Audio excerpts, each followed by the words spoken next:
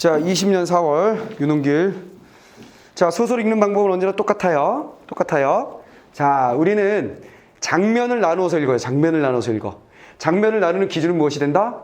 시간과 공간 혹은 화제. 화제가 바뀌면 장면이 바뀌는 거고, 시간이 바뀌면 장면이 바뀌는 거고, 공간이 바뀌면 장면이 바뀌는 겁니다. 무슨 말이겠어요? 그래서 딱딱 나눠서 정리해 놓으라는 뜻은 아니고 그런 걸 느끼면서 읽어주면 돼요. 알겠지? 그리고 각 장면마다 인물을 따라가면서 뭐 하는지 따라가다가 내면, 태도, 심리를 정리하는 순간, 그걸 찾은 순간 우린 뭘 찾을 수 있다? 갈등 요소를 알게 된다 그랬지. 이해됐지? 그리고 그 갈등 요소라는 것은 갈등이라는 것은 딱 두 가지만 있다 그랬어. 뭐? 어떤 대상에 대한 불만족. 그치? 그 다음 또 뭐? 같은 대상에 대한 다른 태도. 이거 두 가지만 있다 그랬어요. 오케이? 자, 그럼 한번 들어가 보죠. 첫 번째 문제.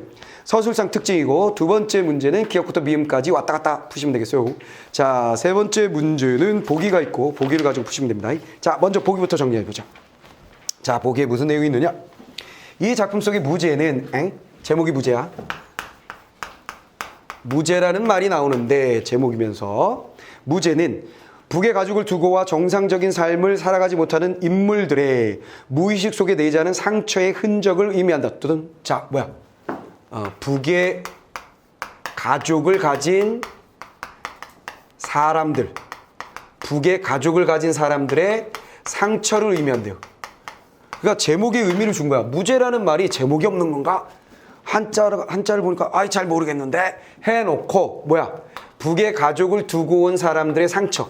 그러면 알아내기 힘든 제목의 뜻과 이 작품에서 핵심이 되는 단어에 대해서 아예 준 거야. 어차피 우리가 알아내기 힘드니까. 되죠? 자, 이는 조현봉 씨에게는 비상식적인 행위의 반복으로 또는 자, 인물 설명해 줍니다. 자, 조현봉이라는 인물이 등장할 거다. 그 인물에게 있어서는 비상식적인 행위의 반복.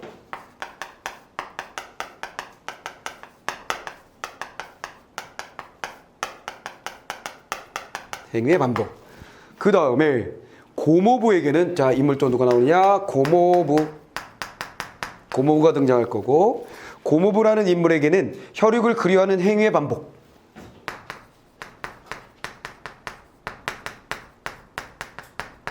행위의 반복을 통해서 표출된다. 무엇이? 이 상처가 이렇게 표출된대요. 그렇다면 우리가 인물에 대한 정보를 얻은 거예요. 오케이? 자, 조현봉이나 고모부라는 사람은 북의 가족을 두고 온 사람으로서 상처를 안고 가는 사람이다. 그 상처 때문에 조현봉은 비상식적인 행위를 할 건데 그게 작품에 있을 거다. 오케이. 그 다음에 뭐야? 고모부는 혈육을 그리워하는 태도를 자꾸 드러낼 거다. 알겠죠? 그래서 이 인물의 태도, 정서는 주로 그리움이 나올 거고, 이 사람은 정서를 드러내기보다는 이상한 짓거리를 할 거다. 이런 얘기지. 자, 그걸 준 거예요. 자, 그 다음에 나는 아하, 나라는 걸 딱 주는 순간에 우리 뭐야? 아하, 시점이 됐네. 시점. 대체 시점인 거야. 1인칭 시점이면서 자기 얘기가 아니라 조현봉이나 고모부에 대한 이야기를 주로 할 것으로 보여지니 예측컨대 1인칭 관찰자의 시점의 소설일 것임. 됐지? 자, 그 다음에 두 사람을 동일시하고 태도 나왔네. 그렇다면 아하, 이 소설이 완전히 끝났어. 내가 이 사람들을 바라보는 태도를 드러내는 거니까 갈등 요소는 어떻게 되는 거야? 무엇에 대한 이 녀석의 불만족. 오케이. 갈등 요소는 이렇게 되는 거지. 인물과 인물이 갈등하기보단 이 인물들에 대해서 내가 뭔가가 불만족스러운, 그게 나오는 거죠. 일단은 동일시하고 그들의 행동을 이해하게 되면서 연민을 느끼게 된다. 아하, 이거 동일시하고 그 다음에 이해하고 그 다음에 연민까지 간다. 연민, 안타까움의 정서까지 간다. 자, 이러한 나의 의식의 변화, 인식의 변화는 고모부의 훼손된 삶을 치유하기 위한 노력으로 나타난다. 이렇게 인식이 변하다가 마지막 결론 어디로 간다? 마지막은 고모부를 치유하기 위한, 고모부 훼손된 삶을, 고모부 인물 치유까지 간다. 됐지? 소설이 그냥 정리가 다 돼버렸는데? 이해됐어? 요 인물이 나오고 요 인물이 나올 건데 요런 인물들이야. 그래서 요런 태도를 보일 거야. 근데 이 인물에 대해서 동일시를 하다가 이해를 하다가 연민을 느끼다가 나중엔 치유에 대한 결심을 하게 되는 거지. 결심. 노력으로 나타나는. 치유를 노력을 하겠다는 이야기까지 나오게 되는데 됐지? 이해됐지? 그럼 요거 그대로 따라가서 읽으면 되는 거예요. 보통 현대 작품에서는 현대시든 현대소설 같은 작품에서는 이런 걸 잘 준다 그랬어. 힌트를 잘 줘. 왜냐면 어렵거든. 무슨 말이겠어? 어렵거든. 그래서 이런 거 잘 줍니다. 고전에서는 읽기가 어렵진 않아. 어렵진 않기 때문에 그냥 보편적인 문학이나 장르상의 특징을 주로 준다 그랬지. 그걸 내 식으로 얘기할 때는 그런 걸 무슨 보기라고 해서 일반 보기. 이런 보기를 내가 뭐라고 해서 작품 보기. 그 작품의 특징, 힌트. 요거. 자, 갑니다, 이제. 자, 들어갑시다. 물론 얼마든지 있을 수 있는 우연의 일치에 지나지 않는 일이겠지만 봉무제 씨 나왔어. 뭐라고? 봉무제? 봉인데? 조현봉이 아니네. 봉무제 씨 그냥 잡고 그가 고모부 나왔지? 고모부와 마찬가지로 이북 출신이며 호랍이라는 사실이었다. 아이 봉무제가 저 현동이 아저씨인 것 같아. 왜냐면 이북 출신이라 그랬잖아. 그치? 우리는 그렇게 보는 거고.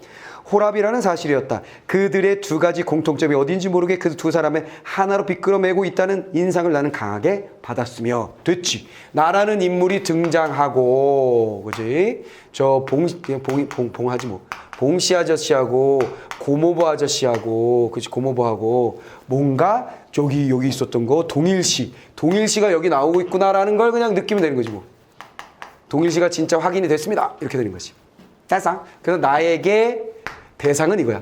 자, 문학이라는 걸 내가 이렇게 전체적으로 한꺼번에 정리했어. 뭐라고 했냐면 문학이라는 것은 상황이나 대상에 대해서 정서나 태도를 드러내는 거다 그랬잖아. 오케이. 화자가 어떤 상황이나 대상에 대해서 태도를 드러내고 있으면 그건 시고. 오케이. 어떤 대상이나 상황에 대해서 인물이 드러내고 있거나 가끔 서술자가 드러내면 그건 편집자적 논평이지. 그건 소설이고. 무슨 말이겠어? 이해되죠? 또 상황이나 대상에 대해서 글쓴이가 태도나 정서를 드러내고 있으면 그건 뭐다? 수필이야. 이해되냐? 이해돼서? 그럼 소설 읽으면서 이 인물이 이것에 대해서 이런 태도를 가지고 있구나를 또르륵 정리하면 문제는 그냥 풀리는 거야. 소설이 정리가 되는 거고. 내 말 알아먹었어요? 그렇게 읽으면 됩니다. 자, 그 다음. 자, 따라서 내가 회사를 출발하여 인쇄소로 향해 오면서 얼핏 겪었던 착각 내지는 혼동이 반드시 착각이나 혼동만은 아닐 뿐더러 고모부와 봉무제 씨가 동일인임을 뒷받침하는 유력한 방증이 바로 그와 같은 공통점이었구나 하는 다른 또 하나의 기묘한 착각이 아니었으며가 아니라 착각이네 뭐. 됐지? 나도 모르게 빠져들고 있었다. 됐지? 동일시하는 것은 그것은 착각이 아니지만 착각이야. 그러니까 착각이지. 이런 착각을 하고 있는 나 끝. 됐지? 그 다음 이번에는 내가 화제 속에 끼어들 차례다. 갑자기 어떤 장면으로 들어가나 봐. 따옴표가 나왔지. 대사가 나왔어. 밑줄친 기억. 조현병 씨가 물질적인 손해를 감수하면서까지 무죄를 고집하는 이유는 뭘까요? 라고 물었어요. 내가 한 말인데요. 그쵸? 여기서 대사가 나오면 내가 뭐 해야 된다 그랬어? 축구 티키타카 공을 주고 받는 것처럼 대사에서 핵심 땅 던진 말을 잡고 다음 대사가 그걸 받을 거야. 그러면 어느 정도까지는 야 무죄가 그거 뭐예요? 무죄는 뭐죠? 무죄가 그거예요? 무죄가 그거라니까요? 이렇게 계속 무죄 공을 틱 차고 받고 차고 가는 거죠. 무죄 얘기는 그만하죠. 그럼 뭐야? 다른 거로 넘어가잖아. 그럼 공이 바뀐 거야. 티키타카라고 생각하라고. 됐지? 대사에서는 그거 잡는 거다. 자, 무죄를 고집하는 이유는 뭡니까? 자, 이게 뭐야? 무죄를 고집하는 이유가 뭐냐? 왜 그걸 고집하죠? 봉씨가. 됐지? 봉아저씨가 왜 무죄를 고집하죠? 자, 무죄는 앞에서 뭐라 그랬냐면 이거 뭐라 그랬어? 상처를 드러내는 상처와 관련 있는 거라고 했어, 얘는. 상처라 그 북쪽에다가 식구를 두고 온 사람의 상처와 관련된 거라 그랬는데 어쨌거나 왜 그걸 고집하죠? 했더니 과장이 인물 등장했습니다. 과장이 지금 공간은 얘가 지금 저 인쇄소 거기 간 거예요. 인쇄소. 자, 과장의 지적도 있고 해서 나는 늑다리 문선공이랑 밑에 있죠. 그러니까 옛날에 활자 이런 인쇄하려면 도장처럼 글자들이 막 있어. 그걸 막 뽑아가지고 이걸 하나 끼워 넣는 거야. 뭐 알겠지? 인쇄 초창기 무슨 알겠어? 그거 하는 사람 그 전문가. 자, 문성공을 구태여 본인이 싫어하는 별명으로 부르지 않으려고 신경을 가외로 써야만 했다. 사실 복무제란 별명이 나에게 아하 저거 별명이었구나. 원래 이름은 조현봉 씨고 복무 거시기는 복무제는 별명이구나. 알았어요. 별명이 나에겐 그럴 수 없이 친숙한 반면에 조현봉이라는 본명은 너무나 생소한 것이었다. 그래서 어쨌거나 난 별명으로 부르는 거 좋아하고 그 영감 속셈이 워낙 굴속 같아서 어느 누구도 짐작을 못하죠. 무제란 말이 무슨 뜻인지 알고 있겠죠? 자, 무제를 왜 고집하죠? 라고 물었더니 큰 뭐 모르겠는데 뜻은 아니? 됐지? 나 아니? 알고 있습니다. 인생 무당쯤으로 우리는 추측하고 있어요. 어쩌면 그게 맞는 해석일지도 모르죠. 영감이 느끼는 허무주의 그런 식으로 표현되는 것 같습니다. 따든 자, 이 무제에 대해서 누가? 과장은 이거 뭐라 그랬어? 허무주의 정도가 아닐까요? 자, 허무주의 정도 아닐까요? 라고 얘기했어요. 자, 그럼 우리는 이제 뒷문맥을 쑥 넘어갔으니까 기억에 대해서 문제를 풀 수 있는 상태가 충분히 됐습니다. 무제를 고집하는 이유는 뭐죠? 자, 두 번째 문제의 1번 기억. 이해되지 않는 조현봉 씨의 행동에 대한 나의 궁금증이 나타나있다. 됐지? 이해되지 않는 비상식적인 행위가 반복되고 있는데 그게 이건가 봐. 그래서 왜 그걸 고집하죠? 라고 물었으니까. 자연스럽게 연결됐죠? 자, 그 다음에 니은으로 넘어갑니다. 그렇게 거창한 내용이 아니라 매일 되풀이되는 단순한 작업에서 오는 무심한 장난이나 악이 없는 사보타주. 사보타주는 뭐야? 뒤에 설명이 돼 있지? 뭐라고 돼 있어? 노동이나 손해를 끼치는 방법. 무슨 말에서 안 해 이거지. 무슨 말에서 원장 나 수업 안 해. 나 이 교단에 누워 있을 거야. 막 이러고 있는 거. 무슨 말에서 아이 형님 좀 해주세요. 아니야 나 누워 있을 거야. 월급 3배로 올려줘. 막 이거지. 그럼 그만두시오. 알았어 안녕 하고 떠나는 거. 무슨 말이겠어? 그 장면을 생각하시면 돼요. 사보타주. 자, 사보타주 정도 아닐까? 이거 누구야? 나지. 나는 이 무제의 고집에 대해서 뭐라고 생각했냐면 과장은 허무주의 아닐까요? 라고 얘기하니까 나는 뭐라 그랬냐면 악의 없는 장난이나 사보타주 혹은 사보타주 정도 아닐까요? 이렇게 얘기했어요. 즉 같은 대상에 대한 다른 태도예요. 오케이. 하지만 여기서는 심한 갈등이 드러나는 건 아니야. 얘가 막 아니에요. 얘가 막 아니에요. 이러고 있는 거 아니거든.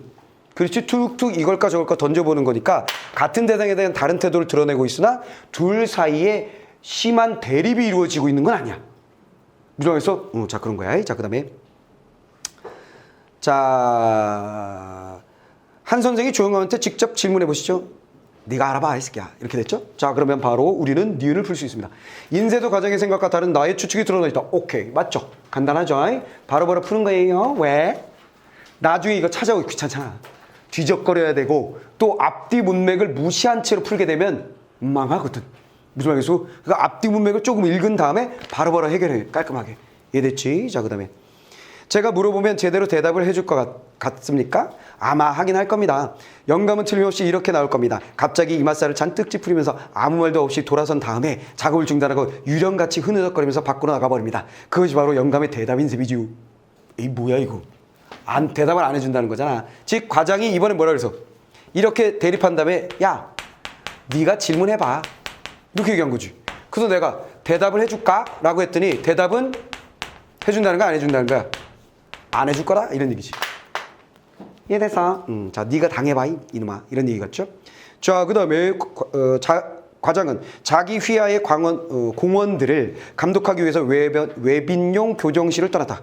그가 떠나고 난 자리에 커다란 의문부호가 하나 덩그랗게 남았다.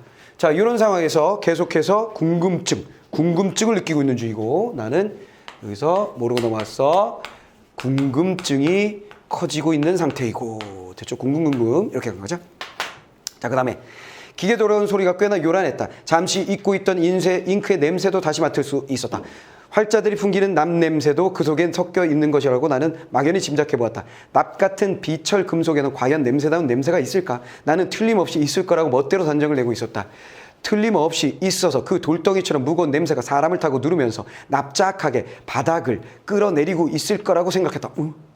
갑자기 이 부분이 궁금증이 심해졌다라고 하다가 냄새 얘기가 나와요. 나라는 인물이 이번에는 냄새에 대해서 이야기를 합니다.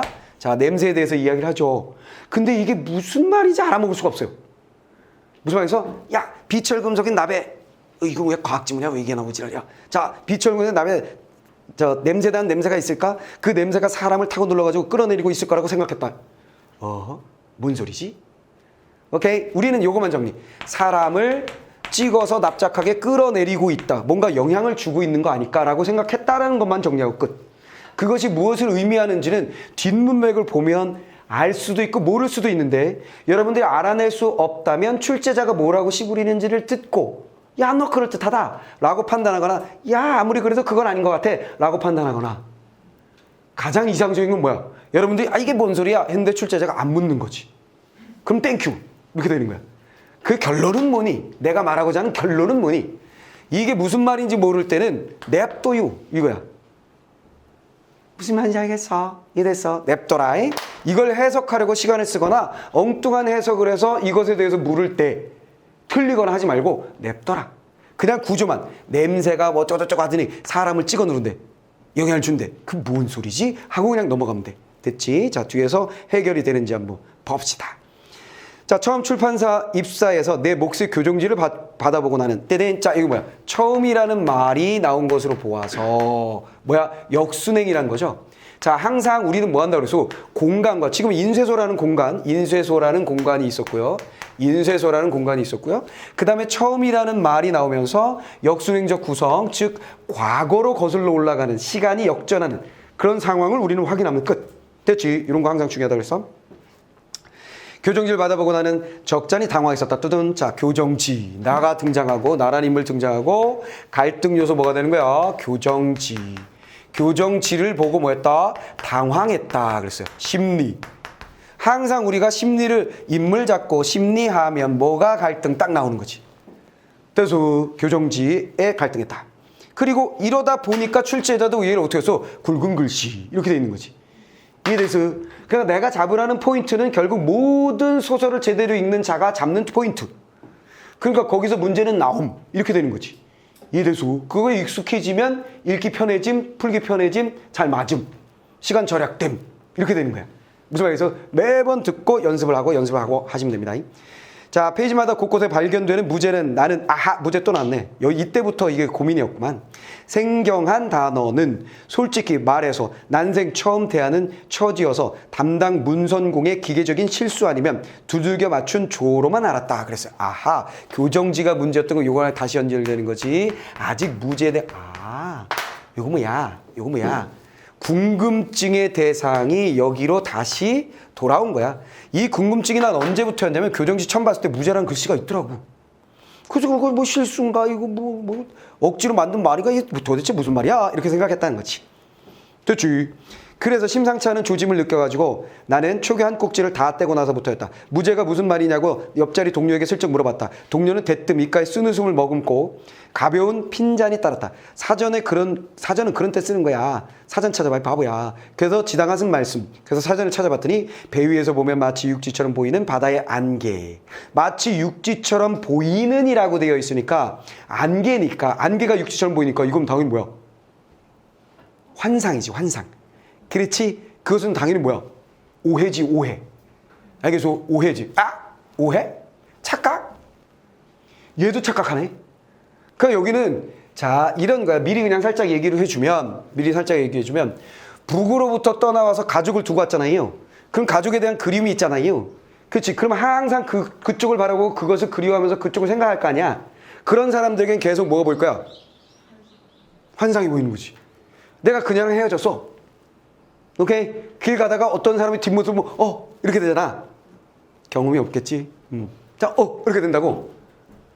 알고 보니 아니야. 뭐 이렇게 되는 거 있잖아. 그런 것처럼 계속 환상을 착각을 하게 되는 것 정도로 우리는 생각하시면 될 것 같아요. 아주 단순하게 해석을 해봤습니다. 자, 국어대사전에 이렇게 써 있었다. 자, 그 다음에 중략 줄거리. 나는 평소 나에게 의지하려 했던. 자, 그러면 여기까지 우리는 정리를 끝냈고.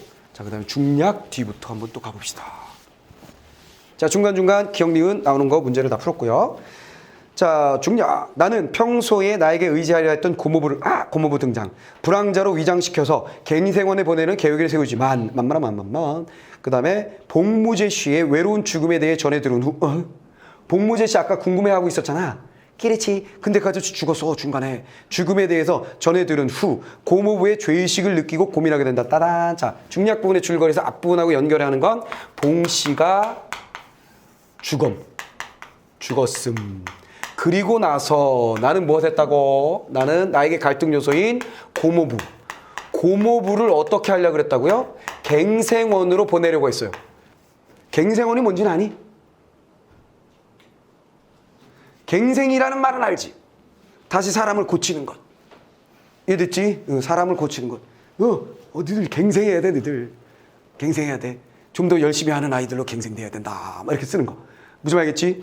그럼 갱생원으로 갔는데 이게 어떻게 보낸다 그랬냐면, 불황자로 위장. 불황자는 알지, 불황자.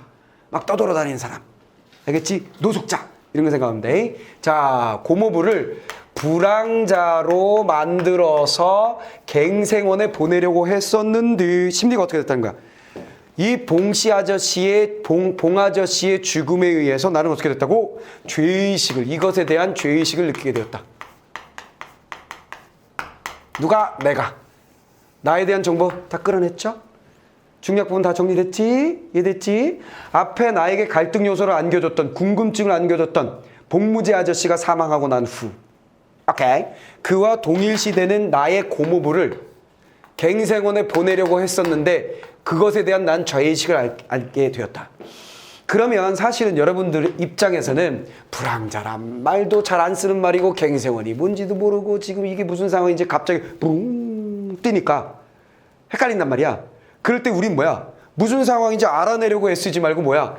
이 새끼가 죄의식을 갖고 있구만. 이것만 알면 돼. 그럼 이건 뭐야?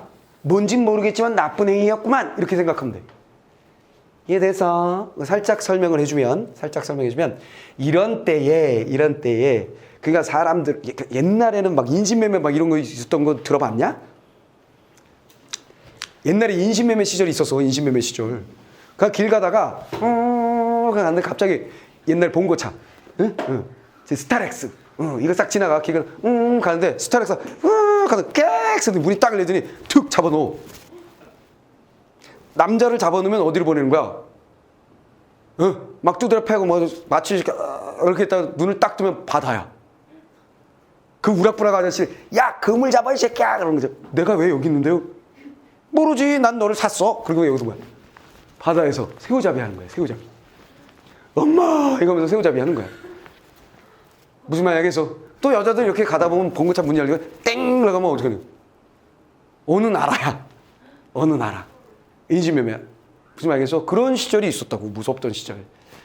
내 말 이해하지? 그런 거랑 비슷하게 그 영화나 드라마에 그런 게 굉장히 많잖아. 무슨 실험하는데 막 그 노숙자들 데려다가 막 그냥 실험하고 막 이런 거 많잖아. 영화나 드라마. 그런 것처럼 불황자들이 있으면 데려다가 갱생원에다 넣고 여러 가지 형태로 뭔가 수익을 얻어내는 거야. 정부의 보종을 타낸다든가. 그 인원수만큼. 아니 이게 제일 그래도 난 편이지. 데려다가 노동을 시킨다라든가. 학대를 한다든가. 장기를 꺼내서 판다든가. 무슨 말 이런 게 있을 거란 말이야. 근데 얘는 우리 고모부 데려다가 장기 팔아라. 우리 고모부 데려다가 새우잡이 시켜라. 이건 아니지. 그냥 거기서 갱생, 말 그대로 갱생.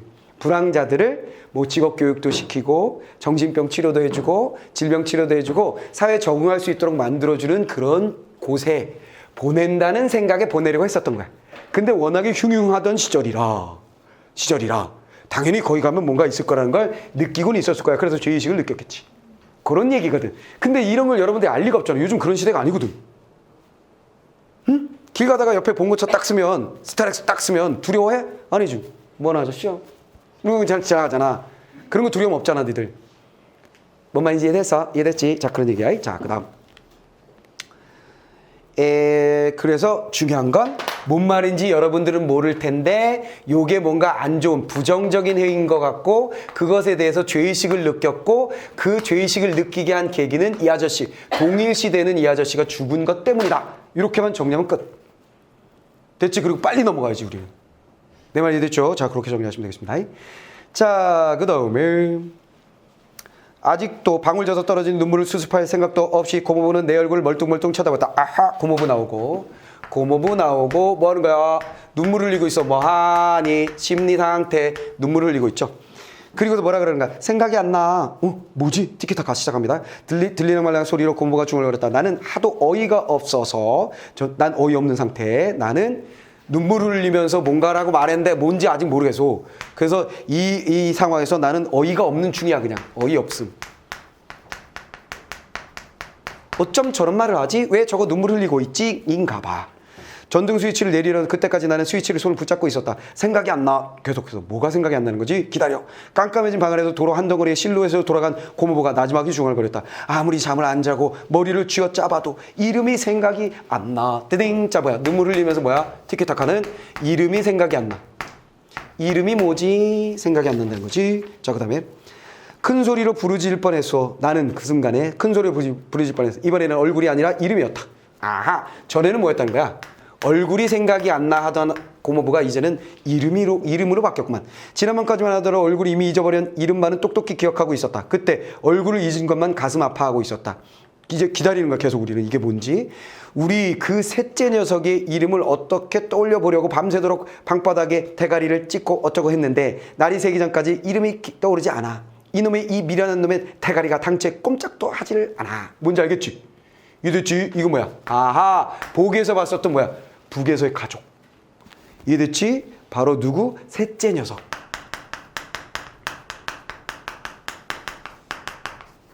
됐어요. 이게 떠오르지 않아서 괴로워하고 있는 모습. 그럼 리을 풀어야지.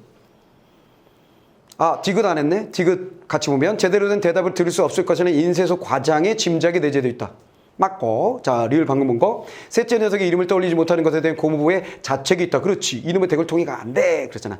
한바탕 안타까운 중얼 끝에 푹 하고 머리통을 방바닥에 부딪히는 둔탁한 소리가 났다. 알리바바의 형 카심이 아마 그랬을 것 같다. 주문을 까먹은 바람에 바위굴에 갇힌 도둑들한테 죽음을 당하게 된 카심 같은 꼴이었다. 나는 열려라 참깨 대신에 이승권 하고 큰 소리를 외치고 싶었다. 이승권은 누구 이름이야? 셋째겠지 뭐. 연결되는 거. 왜 기억이 안 나요? 이승권이잖아요. 하려고 했다. 이북에 남겨두고 온 자식의 셋째 아들의 이름을 두 번 다시 망각하는 일이 없도록 병력같이 일깨워주고 싶은 심정이었다. 그랬어요. 자, 이름이 생각이 안 나. 어이없는 상태에서 나는 내 심리 뭐? 일깨워주고 싶음. 일깨워주고 싶음. 됐지? 승권이라고. 됐지? 그런데 자, 마지막 미음. 고모부 끝내 기억이 안 나는 건 어쩔 수 없는 거예요. 말은 어떻게 했어? 어쩔 수 없음. 포기해라. 이 말을 던지려고 합니다. 어쩔 수 없어. 포기해라. 일깨워 주려는 걸 하지 않고 어쩔 수 없는 거예요. 포기해라라는 말을 하려고 해요. 기억이 안 나도 그걸 결코 고모부의 잘못이 아닙니다. 자책하지 마세요. 지난 일은 다 잊어버리고 앞일이나 생각하세요. 자, 뭐야? 잘못이 아니에요. 자책하지 마세요. 앞일이나 생각하세요. 됐지? 자, 그러면 미음 보세요. 지난 일 기억하지 못하는 고모부의 행동에 대한 나의 원망이 아니지. 처음에는 어이없다가 일깨워 주려고 하다가 어쩔 수 없는 거잖아요. 잘못이 아니에요 라고 얘기했잖아. 그렇지. 그렇다면 기억하지 못하는 고모부의 행동에 대해서 잘못이 아니라고 위로하고 있는 거죠. 오히려. 됐지. 그래서 정답은 5번 땅 끝나는 거지. 그러나 나는 어느 틈에 고모부한테 이렇게 말하고 있었다. 이렇게 말하고 근데 그러나 또 다른 말을 했나? 먼 바다 안개를 육지로 착각하는 일이 고모부한테 다시는 없도록 하기 위함이었다. 이 말한 걸 얘기하는 거구나. 자, 됐죠? 그치? 이렇게 일깨워주고 싶었다. 근데 이렇게 말했다. 난 이렇게 말하고 있었다. 뒤에서 받은 것 같아. 이해됐지? 참 귀찮게 썼네. 자, 그 다음에 자, 고모부한테 다시는 없도록 하기 위함이었다. 이젠 이름조차 기억 안 나고 울먹이는 소리를 들었을 바로 그때 나는 무슨 업보인지 몰라도 고모부의 여생을 책임지는 일이 뭐야? 고모부 치유 노력 이쪽으로 갔네. 그대로 스토리가 이거네. 동일시하고 있었는데 이해하게 돼. 이해의 계기는 뭘까? 이게 아닐까? 그렇지? 그래서 뭐야? 연민 쪽으로 가고 치유의 노력 뭐라고? 내가 책임져야 될 거라는 생각이 들었다. 바로 연결되지. 이해되지? 자, 승곤이의 대역을 효과적으로 수행해 나가기 위해서 나하고 동갑내기인 그의 이름을 끝까지 고모부한테 발설하지 않을 필요가 있었던 것이다. 그래서 승곤이잖아요 하려다가 자책하지 마세요. 이렇게 바뀐 거지. 됐어. 자, 그 다음에 심신이 극도로 피폐해진 그에게 언젠가 될지 몰라도 조국이 통일되는 그날까지 연명하며 승곤이를 기다리라고 위로한다는 건 기다리세요. 통일될 거예요. 라고 말하긴 잔인한 행위가 될 것이었다. 생각이 안 나 고모 죽은 걸 들으면서 나는 아내에게 갱생원이라는 데가 원래 지낼 만한 곳이 못 된다는 사실을 넌듯이 기뜸해 주었다. 안 보내겠다는 얘기네. 자, 봐봐. 죄의식을 느꼈다. 그리고 뚜탁 가더니 결국 뭐야? 아하, 내가 책임을 져야겠구나. 끝. 이렇게 된 거지. 완벽하게 일치하지? 끝난 거야. 다 돼서 어떻게 읽는지 알겠지? 스토리 이렇게 읽는 거야. 근데 이렇게 핵심을 잡아 읽어도 이놈의 스토리가 도대체 뭔 스토리인지 우리는 알 수가 없어. 그렇지 않겠니? 그렇지 않겠니? 이 아저씨가 왜 죽었는지, 저 아저씨가 왜 무죄란 말을 그렇게 자꾸 적었었는지. 무슨 말이겠어? 아니, 그리고 얘는 왜 고무부를 책임지고 있는 건데? 무슨 말인지 알지? 알 수 없는 거 투성이야. 근데 우리는 충실하게 보기에 맞추고 그 다음에 심리하고 그 대상들만 툭툭툭 정리하면 문제는 풀리더라. 자, 첫 번째 문제 한번 볼게요. 서술장 특징. 정답은 특정 인물과 관련된 경험을 제시하여 서술자의 내면을 드러내는 것도 맞지. 계속해서 내 심리를 드러내지. 특정 인물 누구야? 2명, 동일시된 2사람. 완벽하게 서술장 특징 따라갔으면 그냥 쉽게 알 수 있죠. 자, 세 번째 문제. 적절하지 않은 거. 자, 1번. 내가 이북 출신인 조현봉 씨의 본명보다 별명을 친숙하게 여기는 모습. 그렇다고 그랬는데 자신과 그를 동일시하며 느끼는 동일시는 누군데? 이 둘이 동일시지 자신하고 동일시 아니지. 이해됐지? 뭐야 이거 엄청 쉬운데? 자, 작품이 어려울수록 문제는 쉬워지는 경향이 나름 있어요. 무슨 말이겠어? 뭔가 더 깊은 내막으로 문제를 묻기에는 정보가 너무 미진한 것이지. 그래서 단순한 읽고 바로 알 수 있는 내용들에 대해서만 묻는 경향이 존재한다. 내 말 알아먹었어? 이해됐어? 응. 자, 참고적으로 살짝 그 전체적인 약간의 스토리를 얘기해주면 이거야. 이 아저씨 왜 죽었냐면 북에 가족을 두고 왔잖아. 그 자기 자식을 막 그리워해. 그러다 보니까 일을 하다가 무엇을 주로 하냐면 나가서 누구들 같은 애들 있잖아. 포장마차에서 막 떡볶이 먹고 있어. 그럼 쓱 가. 학생들 공부하느라 고생 많네. 이거 아저씨가 사줄게. 그리고 사줘. 무슨 말이겠어? 그래서 막 사람들이 모여있는, 젊은이들이 모여있는 곳에 가서 유명 인사야. 이 아저씨가 딱 나타나면 애들이 떡볶이 먹다 안녕하세요 이렇게 되고 주인 그 떡볶이만 아이고 어르신 안녕 이렇게 되는 거야. 뭔 말이겠어? 그러다가 어느 백화점 앞에서 꼬맹이가 나 이거 사줘 하고 하는 모습을 봐. 근데 그걸 나가. 이 아저씨가 특이하잖아. 궁금해서 이렇게 대답 따로 가니까 이 아저씨 뭐지? 이러고 따라갔거든.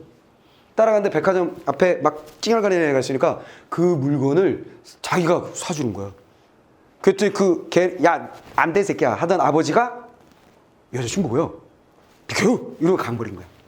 근데 멍하니 여기 서 있는 거지, 이 아저씨가. 그런 장면을 보면서 나는 어이구야, 저 뭐지? 안쓰러운데? 하고 왔는데 며칠 후에 교정지에 무죄라고 막 적혀 있는, 그러니까 이 아저씨는 그 글의 핵심이 되는 단어를 무슨 이유인지 모르겠는데 내가 맨날 찾는 핵심 있잖아. 그런 핵심 단어를 무죄라고 자꾸 집어넣는 거야. 그리고 교정 솜씨가 어마어마해. 어차피 교정을 하는 사람은 아니야. 이걸 꽂는 사람이지. 교정하는 사람은 나야. 근데 내가 교정할 것 없이 너무 깔끔하게 뭔가를 해내는 거야. 신기해. 그리고 왜 무죄지 이건? 그리고 무죄가 박혀있는 데에 보면 정말 이 글에서 진짜 핵심이 되는 단어를 그걸로 바꿔놔. 이 아저씨 뭐지? 비상식적인 행위의 반복. 상처 때문에. 무슨 말이겠어? 제일 중요한 단어에다가 자기가 보고 싶은 무슨 말이지? 그 환상을 집어넣고 있는 거. 무죄. 무슨 말 알겠지? 그러다가 어쨌거나 그런 환상을 그 꼬맹이한테 봤을 수도 있지. 무슨 말 알겠어? 근데 거부당했잖아. 그래서 상처 입고 애고 자살하신 거예요. 근데 얘가 그 자살 소식을 듣고 고모부도 고모부고 뭐요? 이거잖아. 이해됐지? 북에서 내려왔는데 간첩인데 자수했어. 그리고 셋째 아들 이게 누구지? 있잖아. 순곤이 있잖아. 걔네들 막 그리워하는 거야. 근데 여기 내려와서도 결혼을 했어. 결혼을 해가지고 아이도 낳았어. 근데 계속 그걸 그리워하는 거야. 그러니까 여기서 낳은 아들이 아버지가 맨날 그러니까 비정상적인 행위를 하니까 두들 패. 두들 맞으면 항상 어디 오는 거야? 저 조카한테 오는 거야. 조카야, 네가 내도 셋째 아들 나이가 똑같아. 그리고 들어넣어가지고 나 좀 이따 갈게 이러고 있는 거지. 무슨 말이겠어? 그 얘는 왜 내가 네 고모부를 책임져야 되지? 했었던 거야. 근데 어느 날 막 거의 칼부림 수준까지 가는 그런 상처를 입고 오니까 고모부가 책임을 져야 되겠다, 어떻게 처리해야 되겠다 그랬는데 친구가 야 이렇게 가지고 갱생은 보내. 양로원 들어가실 나이는 아니고 갱생원을 보내 그런 거야.